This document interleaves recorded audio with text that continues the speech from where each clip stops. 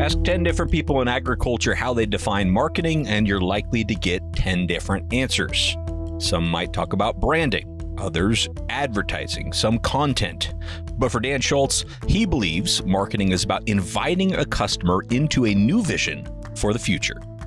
Our goal in marketing is trying to help our customers reframe the story that they're telling themselves so that they can achieve what they want to achieve, and so that they can do what they want to do, and so that we can help co-create that better future for them. That better future is what compels a customer to make a choice, Dan says, instead of just a preference between products that are basically the same in their mind. This is what's called category design, and Dan helps companies in agtech and agribusiness name and claim new categories in their marketing. Most of agriculture is still operating back in the early 20th century because we continue talking about our products are effective as if that's some sort of novelty, and it's just not anymore. At this point, there's so much nuance between one yielding product versus another that there has to be another story that we're telling there. Otherwise, we're just going to be continually racing to the bottom, catching a falling knife, and that's not something that anybody wants to do. The category design skill set every leader needs to know on today's Future of Agriculture podcast. Hello, fellow ag nerds. Thanks so much for joining me for another episode of the Future of Agriculture. My name is Tim Hamrich, and every week you and I get to hear from the founders, farmers, innovators, and investors, the people shaping the future of the ag industry. Might sound a little bit different on today's episode. I'm on the road today, so having to record this from my car. So I apologize if the audio is not quite as good, but really excited for this week's episode. I have on the show Dan Schultz, and I've actually known Dan for several years now when he was in marketing at Centera. We did a couple episodes of our Trusted Ag Advisor series with Centera and got to know him a little bit there. But since that time, Dan's gone out on his own, and he is now the lead category designer at Schultz Collaborative. And you might be wondering, what is a category designer? And I actually didn't know either until I read a book called Snow Leopard, maybe a year or two ago now. Actually, it made such an impression on me. I mentioned it on an episode of the podcast, and Dan reached out when he heard that, and he said, well, you got to read this other book by the same group. The group's called Category Pirates. Play Bigger is the name of that book.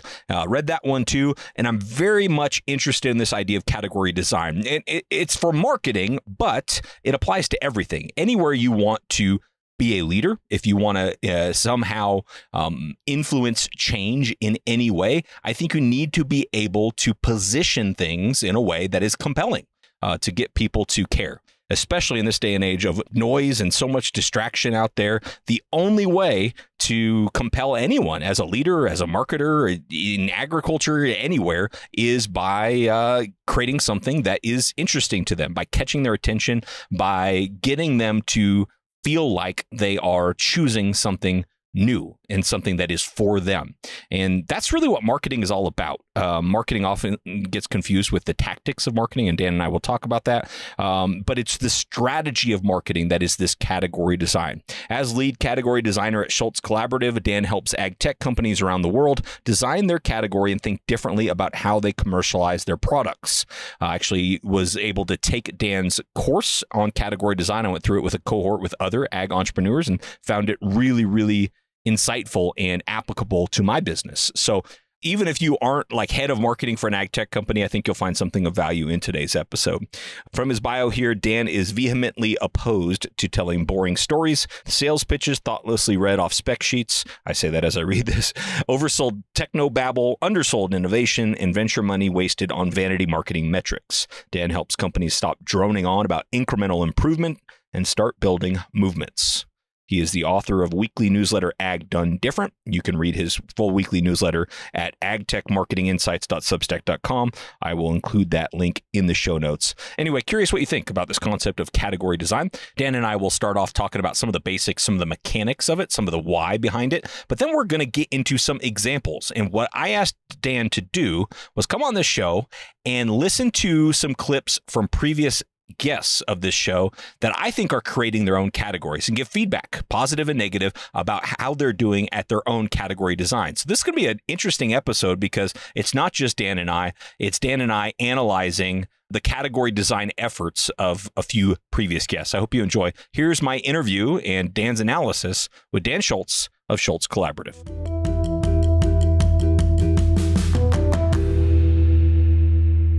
A lot of people see marketing and commercialization as a game of Monopoly. It's like we need to win more spaces on the board. And so it's like we need to own more of this mind share. And that's fundamentally what SEO has, for the most part become.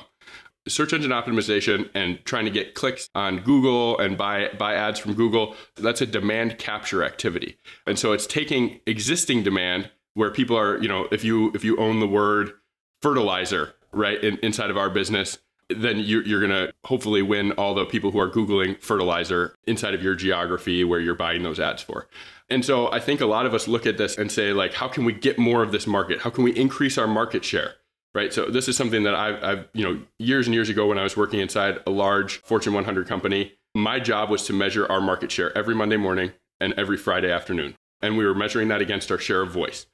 And so I think what a lot of marketing has unfortunately done is in this digital age, there's been a lot of good and a lot of positive things that have happened because of the measurability of Google, the measurability of Amazon, and looking at like how the ads that we're putting out on social media are turning into real revenue in the back door and contributing to our top line and bottom line growth. And that's really good, but it has also blinded us to the opportunity to put the idea in people's minds of what it is that they're going to Google, what it is that they're going to search, what it is that they're going to be looking for. So to give an easy example, if I'm looking at the word fertilizer and I want to buy that word, it's going to be a really expensive word on Google because the demand for that is high. There's lots of retailers looking to own that word. There's lots of different manufacturers looking to own that word.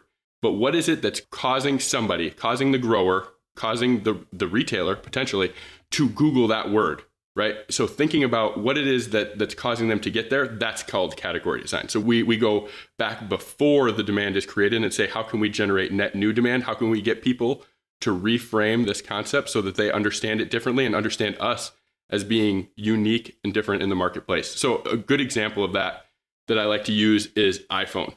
And we'll probably come back to this later in the conversation. I may use this again, but you may or may not know that iPhone owns right now right around 16-ish% of the market share in the smartphone category, but they own 70 to 80% of the profit share in the category. And the reason for that is because iPhone and Steve Jobs defined what a smartphone was, right? So back before Apple had released the iPhone, a smartphone was an email communicator plus a phone. And I had one. It was called a BlackBerry, and it was awesome. I never mistyped on it. There were lots of benefits to it. So a lot of the things that we do right now and lots of the ways that we communicate about our products is post-rationalization of why products succeeded in the past. Why is it that this product overtook this other product? And we go back and we say things like, oh, it was just better, right? iPhone was just better. It's like, in a lot of ways, it was not better, Tim. It's kind of inefficient as a texting tool, as an email communication tool. But what is iPhone? iPhone, the reason that it succeeded the way it has is because Steve Jobs and the folks at Apple redefined the problem they were solving, the problem that the smartphone was solving, rather, and they made that and built it around this whole app ecosystem. And so now you have something that people can't live without in the modern world. That's one example of a way that a company created a category, took an existing player in the market and didn't try to compete with them, but created a net new category.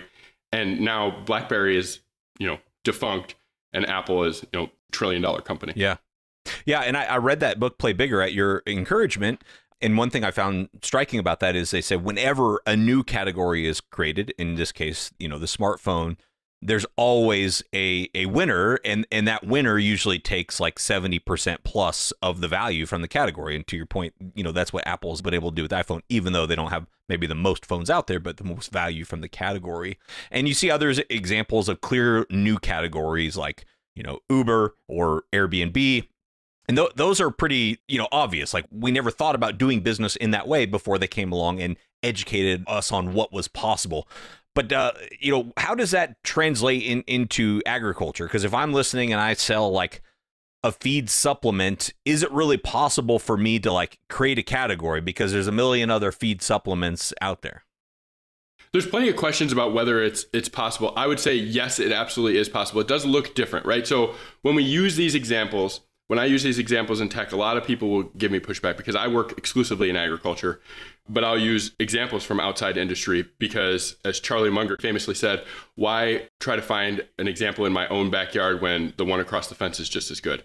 And I'm butchering that quote, I'm sure, but that's basically why I try to pull in these other industries, is because there's really good examples of the fundamental underlying principles. And so when we talk about Airbnb, when we talk about Uber, when we talk about a lot of these new technology companies that have come out of Silicon Valley, one of the things that people in agriculture tend to miss is I'm not necessarily talking about like Uberizing agriculture. I'm not necessarily talking about taking it and transplanting all the ideals of Airbnb on agriculture. I think that's fundamentally wrong to do. Actually, I think it's an iterative approach, and it will probably result in your company going under. I think actually what we want to do is we want to look at like, what is it that they did that we can transcribe over into agriculture. And so the first thing that I think that all this is about making choices, right? So a good example that I like about that is there are two good ways to check into a hotel. There's the contactless way and there's the super high touch way, right? Think Disney and like Marriott when you're traveling for business. What's in the middle is where people haven't made a choice, where the hotelier who owns that place has not made a choice to exist on one end of the spectrum. And so the first thing that companies can do inside of agriculture is fundamentally make a choice about where they want to play, where they want to exist in the marketplace, and where they want to be different, not just better. Okay, I like that a lot. Yeah, making a choice. And I know from, listening to you before, you talked about, having a point of view, like putting yourself out there and saying, people like us believe this. And I think that's kind of a Seth Godin type thing. Like, people who are like us believe this. And I think about that a lot in the context of a podcast. Like, there's a lot of ag podcasts out there, but I try to focus on an area that I find very interesting with a point of view of technology and sustainability being an important part of where everything is going. That's a really good point. Just from your podcast, something that is very interesting about that is when you open every show with, hello, fellow ag nerds. There's something interesting about that calls people out, that says like, am I one of those? And it's like, yeah, I am. I'm that. Like, I want to be that. I want to know more. I want to learn more. And it not only positions people to learn more from the episode that they're about to hear, but it gives them some sense of like identification. I remember when we ran a couple episodes when I was at Centera with you, one of the things that popped up in our Slack feed the whole time was like, hello, fellow ag nerds. Like, everybody loved that. Everybody rewrote it over and over and over again. And I think that speaks to the identification that you can have with communication, right? So a lot of the things that we do, we try to get ideas, things to stick in people's minds. Like, how can I get this message to stick? How can I tell it to them over and over and over and over again so that they finally get what it is that I'm trying to do? We try to throw out all these like really scientific ideas. But at the end of the day, what we're trying to do, our goal in marketing, is trying to help our customers reframe the story that they're telling themselves so that they can achieve what they want to achieve, and so that they can do what they want to do, and so that we can help co-create that better future for them. And so I think again, we lose a lot of that in the conversation around KPIs and all those things. Important topics. We have to make sure that we're staying within our budget. We have to make sure that we're doing this in a profitable, return on investment type way. But at the end of the day, what we're trying to do is we're actually trying to reach out and change a group of people and help them reframe the story that they're telling themselves so that they can better control their future, so that they can better run their businesses, so that they can do what it is that we're trying to help them do. So another Seth Godin would be not looking at how can we get what we want, but what would matter here? What difference would matter here? And I think that's a reframe that a lot of people in agribusiness need to look at seriously. Yeah.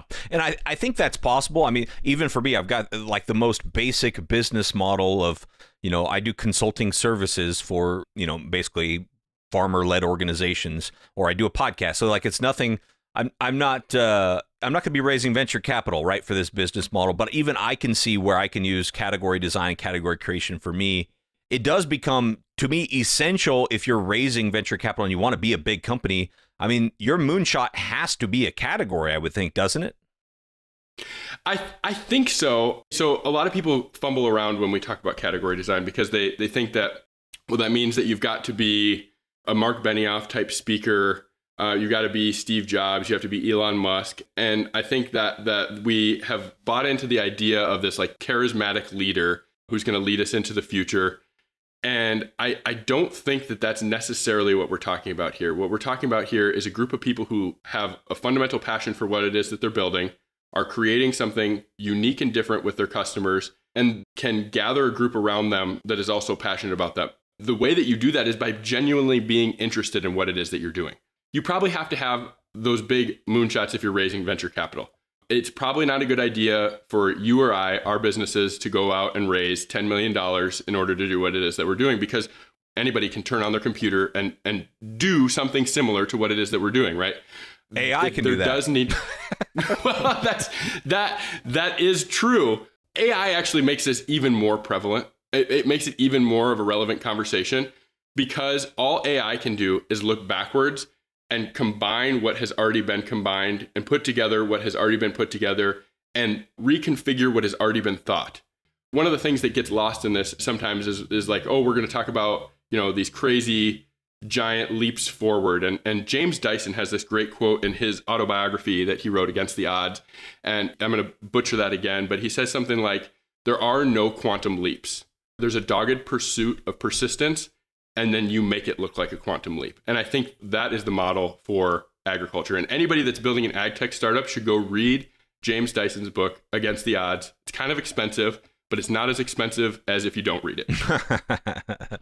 I'm going to save that line for when I write a book someday. And yeah, this is a total side note, but I have thought about and brainstormed with my friend Jeanette Barnard about writing an article, something along the lines of like $100 billion invested in ag tech and nobody got rich. But where'd that money go? Anyway, we could Facebook ads maybe. And that's what a lot of people think marketing is, right? It's like, it's Facebook ads, it's Google SEO. And, what you do is completely different, although, those can be downstream of what you do. You help people cast this vision for like, hey, this is why we exist, and this is how we want the world to be different because we exist, and that's what we call, our category. And so we've cited some examples from tech, but I know that I wanted to bring you on here to talk about some examples that I think I have identified through previous guests on this show, and I want to talk about some of those to try to make this real and get the wheels turning for everyone listening of like, no matter what you're in, you can be engaging in category design. And yeah, let's kind of take a look at that, and then maybe that will also flesh out some of the details of what category design looks like in practice. And the first one I wanted to go to was from episode 306. That was back in April 2022. I had Zach Smith from Stock Cropper on the show. And to me, he came to mind as someone who I thought was a great podcast guest because he really brought a unique point of view that you don't hear from most people in agriculture, which made me think he's really onto something with category design. But just for those of you listening, he has the self-propelled pen, for lack of a better term, of animals that goes through wide row corn to eat cover crops and then obviously deposit manure, so that rather than farming just corn, in this case, you're actually farming both corn and livestock integrated.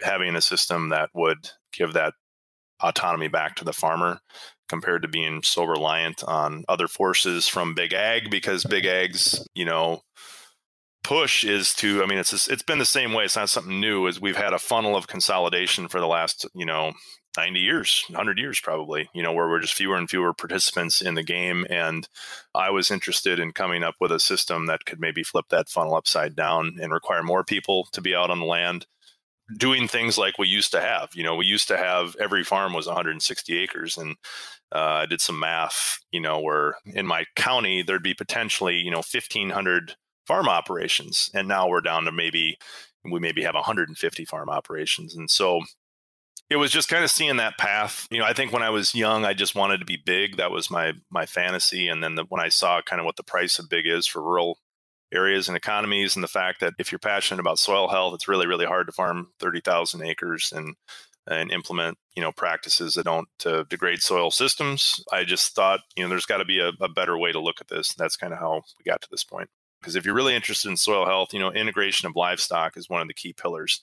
And, with everybody running around right now trying to sell carbon and all this stuff, nobody's talking about that. It's like, how can we get a trinket that we can dump out of a jug to solve this issue? And I really think if we're serious about this, we have to find ways to integrate livestock back on the landscape, something other than dragging a 10,000 gallon manure tanker across the field in the end of the fall. We want to make a closed loop system where basically, we're producing our own fertility with the animals. We're producing our own feed stuff. We could have our own mill on the farm. So you look at the system now, I grow corn, it goes to an ethanol plant. Okay, they make ethanol, they make DDGs. The DDGs get trucked to a feedlot. They feed it through a cow that, blah, blah, blah, blah, blah. And you're just moving stuff all over the place. And so when we talk about like low carbon footprint farming systems, everyone's trying to like lash onto these silly trinkets, like carbon solutions in a jug. Like we have to find systems that are truly meaningful in actually reducing carbon footprint. And when you're looking at what we're doing, we're basically using the sun to move a machine across that is allowing animals to do the work that replacing all of these carbon intense applications, and using epigenetics and the expression of plants in different arrangements to create a heck of a lot of value that most people in this ag space don't think about on a daily basis. Anyway, I know I had you kind of go back and brush up on that episode. I'm curious, is that an example of what we're talking about here? I love Zach's example. I love their point of view. It's different than everything else that's on the market. That being said, it fits in with, there is a broader category, in that space. You look at Paul Grieve with Pasture Bird, a lot of the things that are going on in that space where you have these mobile, I know it's a little bit different, but they have a similar take on that market. One of the things that I really loved is that they came up with stock cropping. They named it because what we know is that giving something a name imbues it with value. And so I loved the stock cropping name.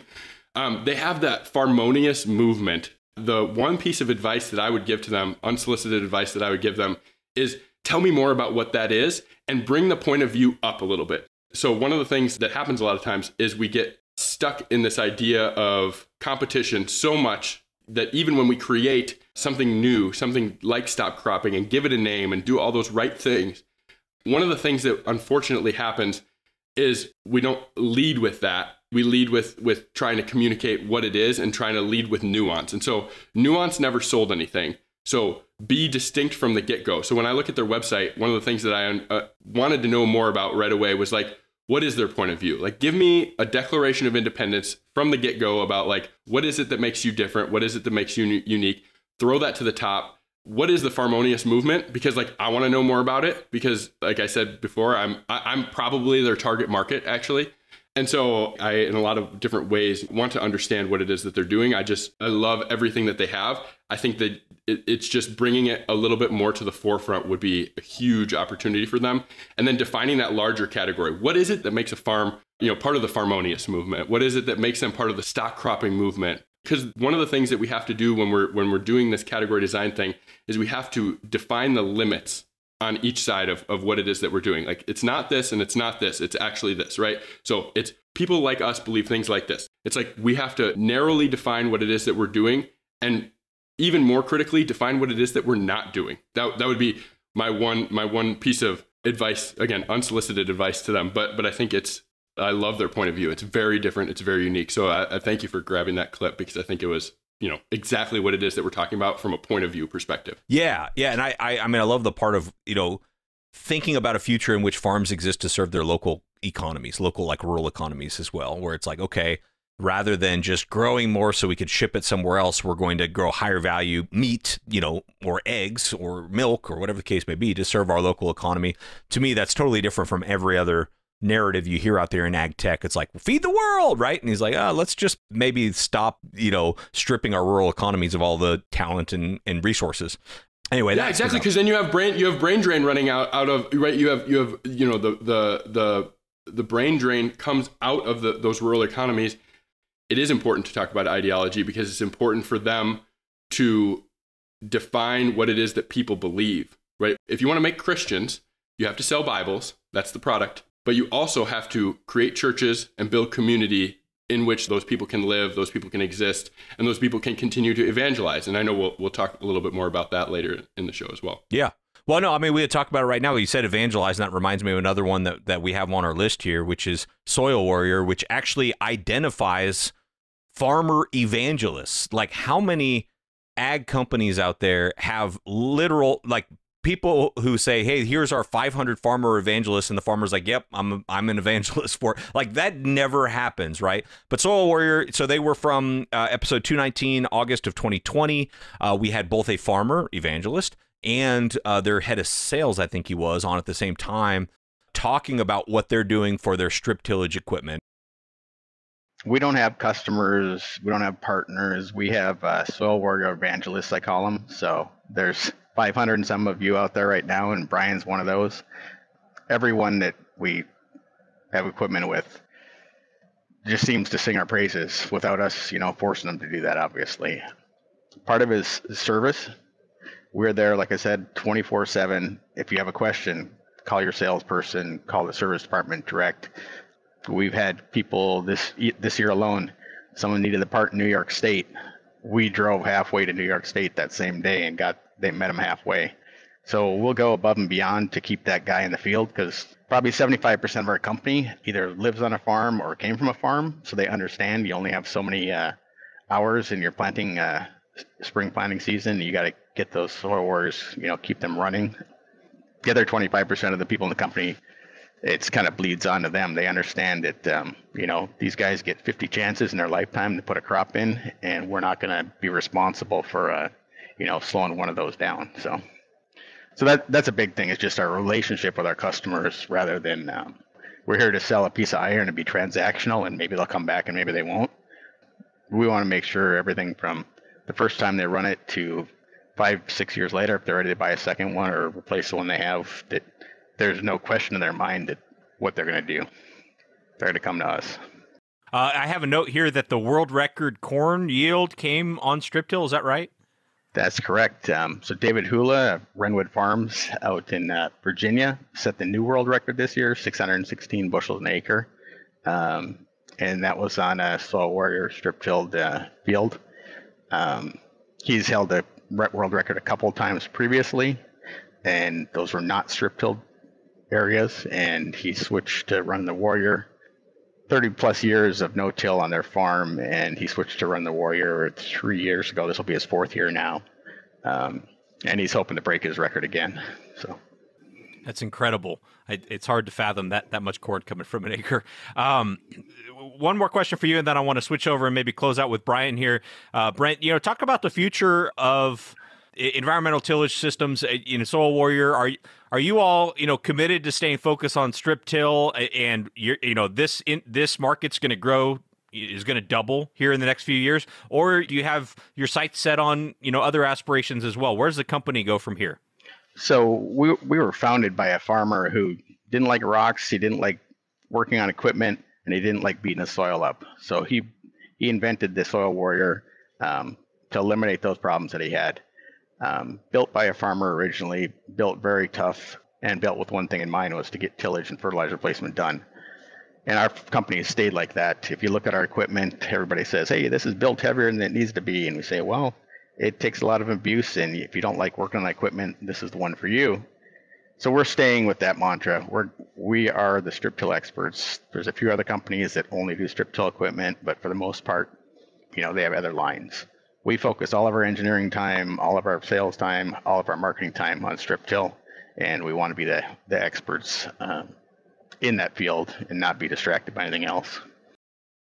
And they always come to mind for me as a category designer, because to me, that's a market opportunity. I mean, strip tillage has been growing year on year on year, and I think it's fair to say that there's no argument that if you want to do strip tillage right, most people will point you to a Soil Warrior.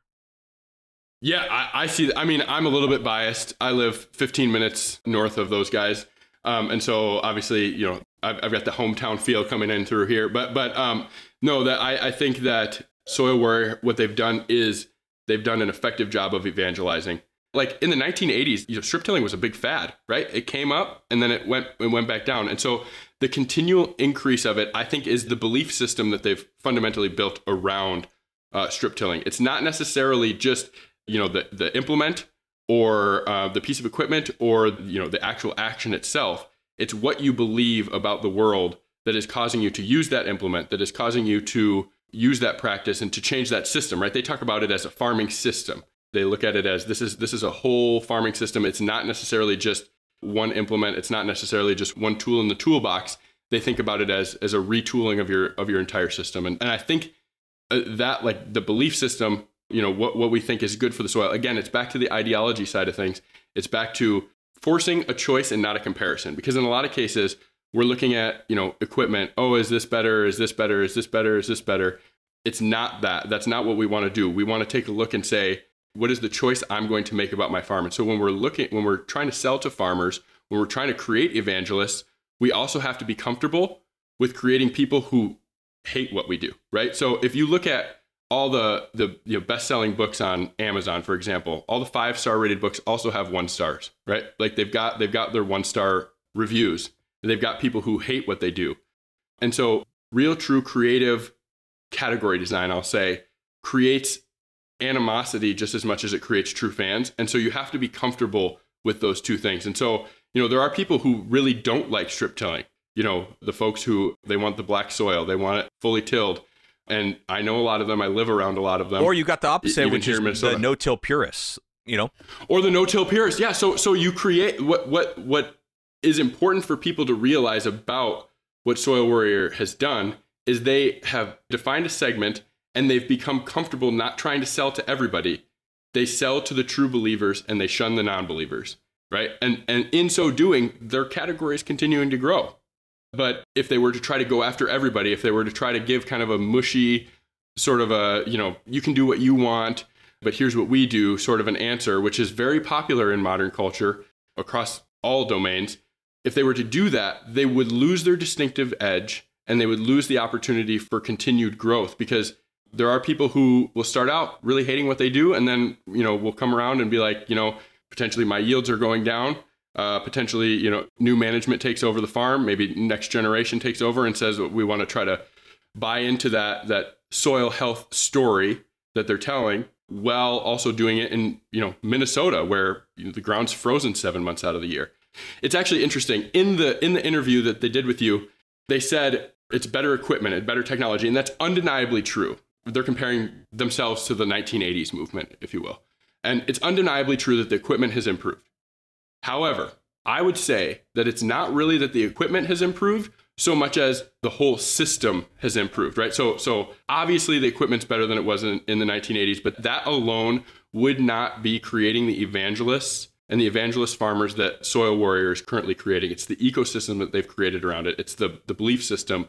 What do we believe about the world? We believe in stewarding the land, but also making sure that we're maintaining our yields here in Minnesota. And so I think that nuanced message hits the ear right of certain farmers and has allowed them to create real, true believers. Yeah. And I think there's a element there of uncompromising on it, meaning like, if you're going to do this, you need to do it right. And the reason why people are against it is because they're not doing it right. And I love your quote there, forcing a choice, not a comparison. That really resonated with me.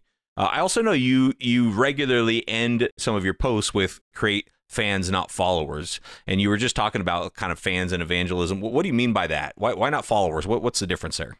Okay, so fans is short for fanatics, obviously, right? And so it's kind of based off of the idea of Kevin Kelly's article in Wired from, a while back now, where he shared a post called 1,000 True Fans. And 1,000 true fans are the people who are going to buy whatever it is that you're selling. They're going to buy that, and they do that based on the fact that it's you selling it. You're not selling a commodity at that point. You're not competing in the marketplace. You're not buying Google ads to inform these people. And so the problem with followers is that they're kind of malleable, right? In the way that they're going to leave you the minute that something goes wrong or something doesn't work. It's a fragile way to run your business.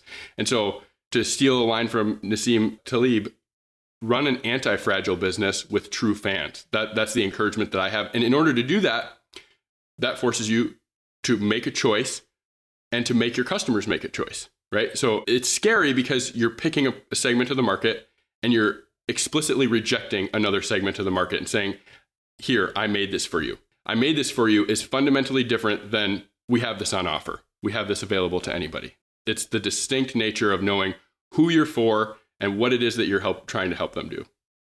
You talked earlier about incumbents, like going after an incumbent. And, a recent example on the show, we had Paul Meixel of Carbon Robotics, who I thought he was a phenomenal guest. I mean, he really was articulate in talking about what they're doing with their laser weeding. Carbon Robotics has a laser weeder mostly for vegetable crops. But anyway, it was interesting. He kind of called out John Deere in a couple different places of saying like, hey, one of the things that was most exciting to me was like that they said it will never work. I knew how to do the AI part. As you point out, that's my background, my specialty. And the lasers was just trying a bunch of different stuff. If you're diligent about going back to first principles and thinking about what am I trying to accomplish and what are all the ways that you could accomplish that. We tried blades, we tried all kinds of stuff. So lasers was just one of the things on the list. And when I had it working and I saw how well it was going to work and I saw that we could make it accurate enough to work quickly, then that was really the starting point. And the thing that got me really excited by this was actually when I learned through some of our investors, some of our prospective investors, that they had asked John Deere what John Deere thought about this technology, and John Deere said it was impossible, that this was never going to work. So I felt like, well, great, I have this thing working that everybody thinks is impossible, let's go, right? That was really it, and I think we've proven that out. And I know you talked about how other companies were saying like, hey, you can't do it with lasers. It's just not going to work until you figured it out. Is that something you're able to patent where Carbon Robotics is the only one able to use lasers for certain purposes? Yeah, we have a number of patents. We have 7 patents on laser weeding alone, and then several patents on other things as well. Yeah, it's something we patent, although I think we win because we have a better product. We have a great support team. We have the history of making this happen and making this work. And there is a lot that goes into targeting a laser onto a specific point while your machine is moving around. It's bumpy and dusty and dirty. And you've seen these fields, right? It's not exactly a pristine clean room out there. And so you really do have to go through a lot to make sure that you can target these things and target them well and consistently. And I think that's just a very difficult problem. And so you can try it and see, and you'll realize really fast, oh, this is pretty hard. And it took us quite a while to get there. He also kind of said, and I don't know if this actually made it in the episode, I might cut it, but towards the end, he also said like, hey, we don't need to be just companies that are making something else John Deere can someday acquire and add to their lineup. We want to IPO. We want to create something new here. And that, to me, that just screamed category design. And if I remember from Play Bigger, there's something in there about kind of poking the bear a little bit when it comes to incumbents.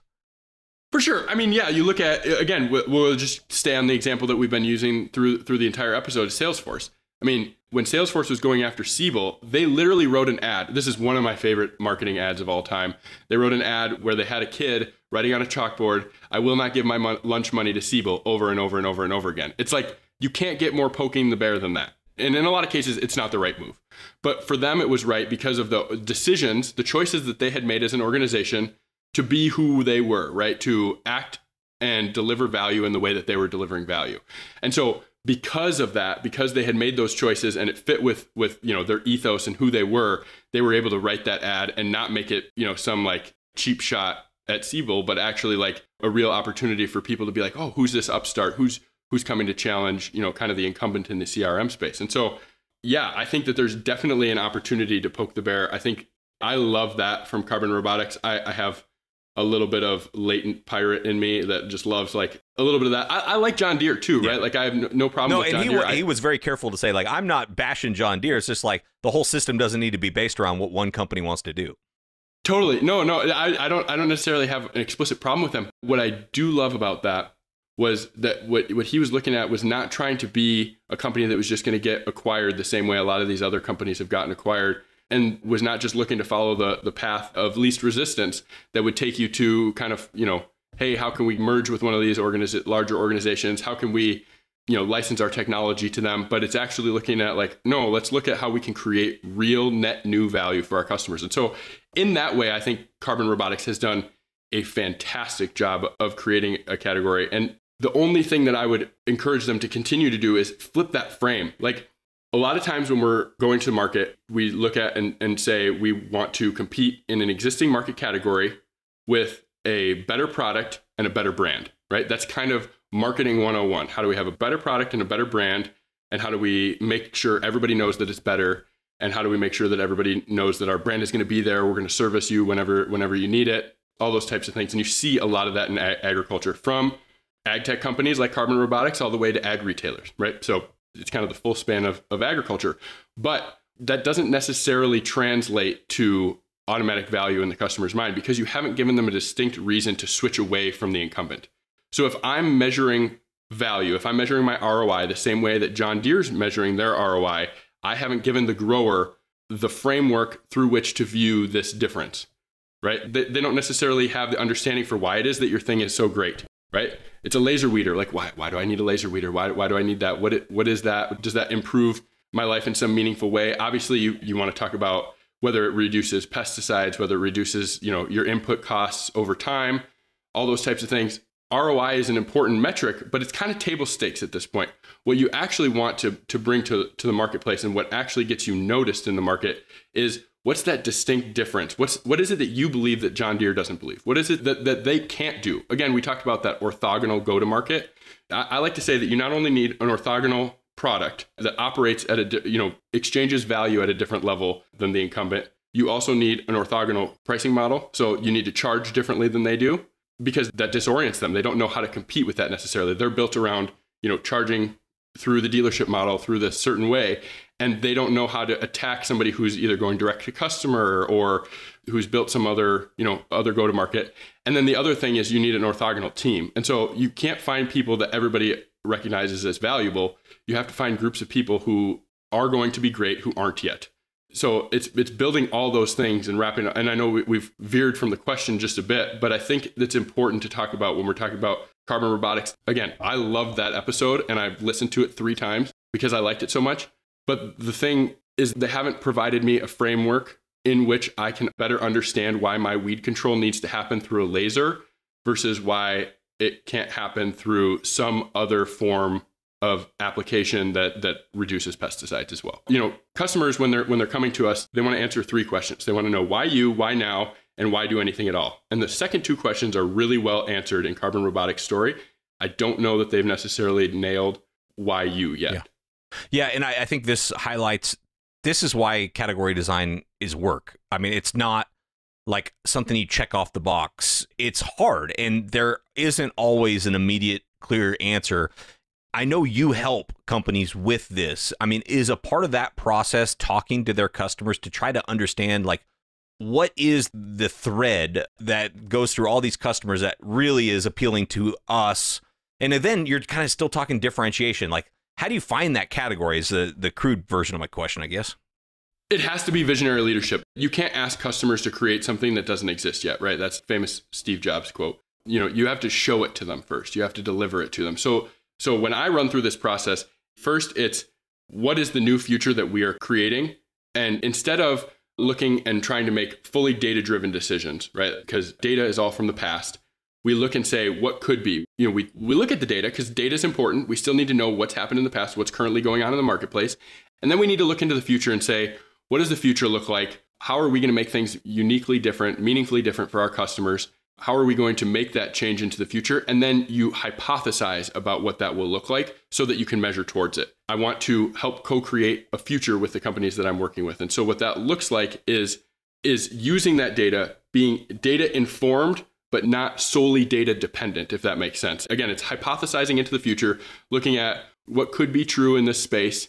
And then based on our customer conversations, based on our vision and mission for our organization, and based on our unique capabilities and technical capacity, right? So looking at all those 3 things, what can we create into the future? What do we believe will have to be true in order for us to win, to succeed in this space? And then we can measure against that. If that's not happening, right? If you make a hypothesis and all of a sudden, you're 6 months in and that hasn't happened yet, then you have to have a real come to Jesus moment and say, is it latent? Is it waiting to be uncovered? Or is this something that we were wrong about? Is this hypothesis wrong and we need to tweak it and move quickly?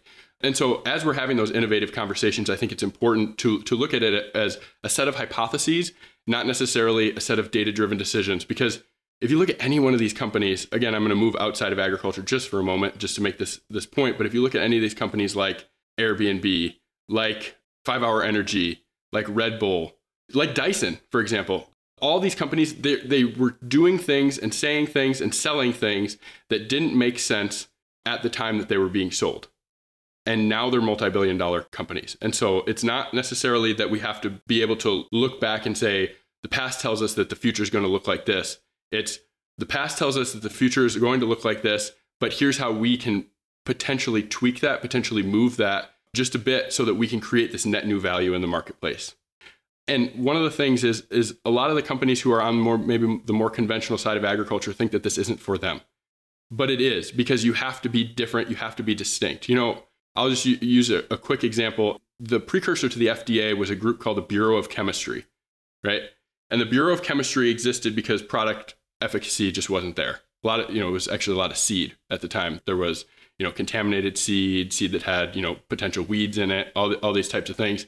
And so the Bureau of Chemistry was created in order to help make sure that the products perform the way that they were supposed to.